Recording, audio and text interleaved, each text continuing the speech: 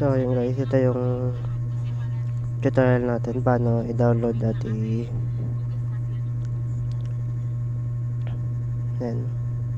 Ito po yung website po natin ng Facestream. Open lang po natin, then punta lang po tayo sa baba, download po natin yung APK. Hintay lang po natin matapos. Open lang natin, then install. Yan, pag may lumabas pong ganda sa inyo, more option nyo lang and install anyway. So, ayun po. Tapos po, open nyo lang. Then, so, need po ng permission. Tatlo lang naman po. First po yung camera access, notification, and itong draw over other apps po is kailangan natin i-grant. So, hanapin po natin Facestream. So, since di po natin siya ma-on kasi nga dinedenied po yung access, ganito lang po gawin natin pag hindi nyo po na-on yan.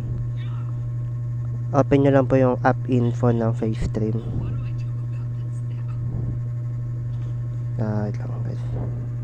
Yan, punta lang sa app info. Then, pindutin nyo lang po yung tatlong dots po sa taas. Then, allow restricted settings. Kailangan nyo lang po i-verify. Then, balik lang po kayo doon sa Facestream. And, pwede na po yan. Yan po. Pag back po ninyo, may ganito pa rin. Tanggalin nyo lang po yung application. Then, open nyo po ulit. Ayun lang.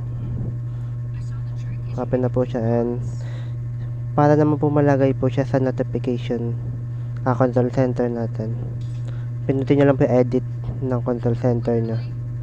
Then, punta po kayo sa baba since nalagay na. Then, hanapin nyo lang po yung floating camera and plus nyo lang. Then, back. Then, yun. Pindutin nyo lang. Then, start overlay. Then, pwede na.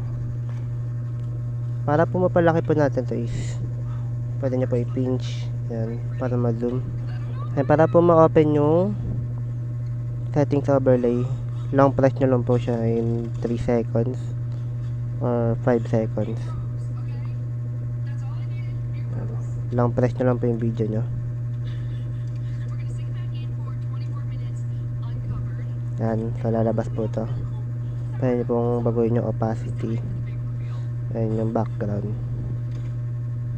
So, yun lang. Stop yung overlay. Ayun, thanks guys.